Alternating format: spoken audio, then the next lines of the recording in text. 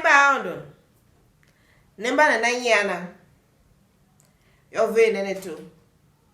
Mgwa wa shembe kwa. Be na ha. Ukibibiro. Umso oro nevenio. Tosha yangala. Yori Israel. Shive vi ondo shima. Na ha ode gamavi na sheke. Yorikana ne bana onuba Israel chan penpenje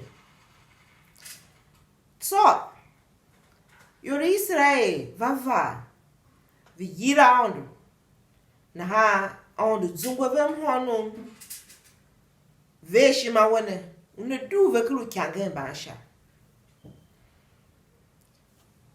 shio silolo kwane tolu uyandu tolu bakana yila on yabe ngu gmalwe kurutia wi yila shisera ya na haki kweyo kile kumotia bakana ne yangi vedivi lue akeke ayo autia je kumaderu tankoro nyi na ha shine ave move tia shayoru Israel ya yangi vihemba veje ingo oga so vinna yuri Israel chan je kumanyo kyundu ayanga kaya aondu vala makwasu gene kwasila yila onwe Deborah lu kwasu lapidoti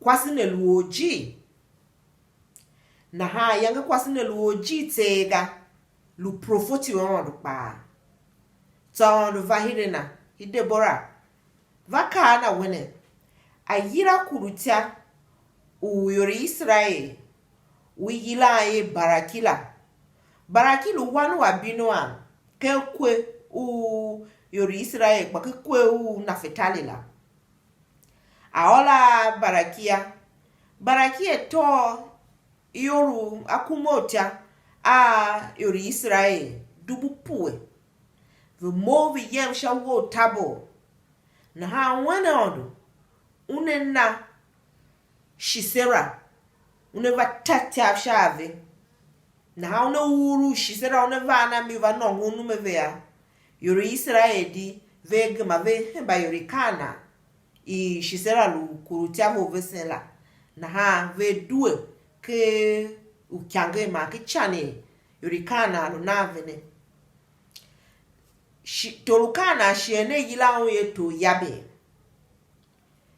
na ha baraki vanohi Deborah tolo yanga ondukana wone kolo kumotia dubu puwe ke kweyo luna fetali kuwa usebolone viyembu da tati afsha yuriba kana baraki ungu kwane ya baraki ka Deborah wone kashami wone da kuho kweyo one uda tati afsha yurikana baveo unedza gasa Deborah unedza tiambi vena Deborah bavindaga aka wona unedza tiambi ve baraki mana kumoti a Israel chi bae baraki aye na hayo itiambi alukwasije ana mhembi utiambi shakiv nae akara lubaraki olu kurutia uyori Israel ne une yachivi shamhembi utiambi nga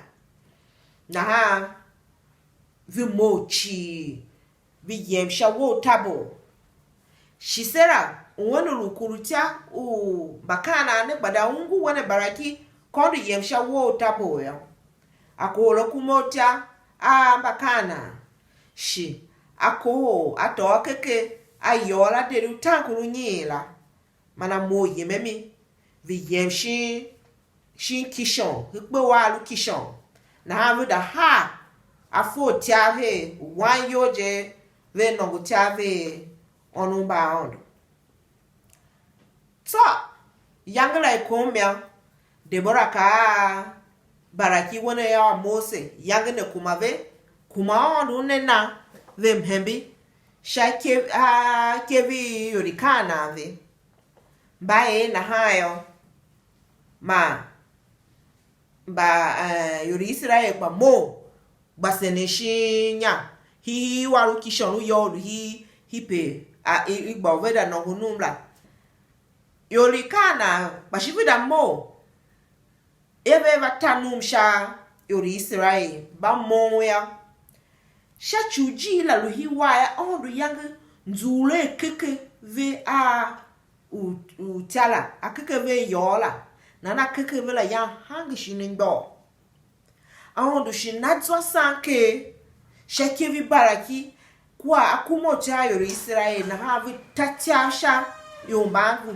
humbave yavu wa yori kana chichi mba yang vi nyongu vi yem kule gakba vitsinda ve vitsa da kuho ve huwa na haba nongu numne tabe pepe bagbe nongu ya ma shisera ulu kurutia vesene amo nyongusu ayem une nongu ne wa tiambi shune wa mwo yelo mwa yunayo be nyongusu ya ayem kigaru gene alukiwa hiji nene ilaye kadeshi gbe nyongusu yeme he ya ma adatala kwasu gene uyangelu hiyana kwasine yila ye yayi na ha kwasine ma kana wone vafere hachu hipe yangu vilu hipe yangu yaw kwasine lune ilu hiyo okeni kwasine no na lu okeni wi yila ye hebe ya ba keni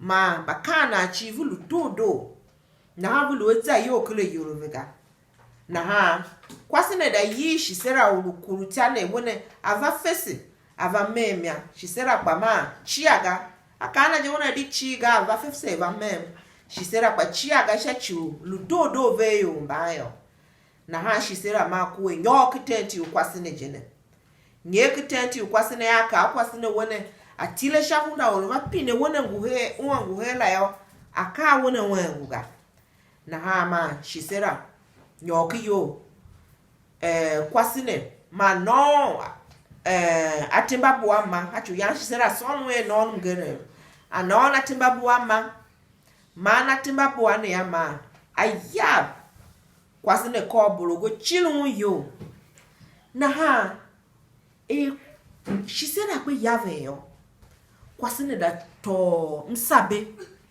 ma to miandi tenti mana mandi shisera shetio ka koshinya ma shisera kwe shiezandu oyo baraki wanu ebino a ulukuruta uyori Israel ne ma gbadavan gbadavan ya shi ya da kana wone yo avase ava ururu kelela une tesu pelu ya baraki nyeki yo ya ma kavaka shisera hinya bene ami ande shetio pe yangi manu hi wasaka koshi nyala kape yana ondu na yori Israel vihimbata yangala jira na vechi kwala sanve yo Deborah wachami vese wese ondu yeneve mhembe ya kichamla a wese onda kaji wona ondu kana yuna mhembe shekevi mba himuve hela tega aondu kune bana mhembe ne akai wangu wani ke yang shatembe na ha kapese hige kwa elujela aondu kane luwevesia alu kula ase alu wasense kene tsana ese nemba yepa hamba jili ni luchi alu ni lumune ondu ka ondu wene makato wene manulu wele kwashi manaya kapono na nem hebi jela yori ondu benchije ondu neve mhembe ufata odwana koso wonyane chi kenta domba jiri itiori nyi makishota itioki shonyi lakamhi tioki shota la mani yo kwa ne kule ivyuri masitiola kaije yo ondu kana yuna mhembe shamba hiyo muvele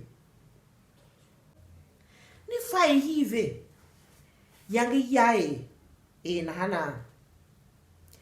Yae ne ti nom na lu hebe.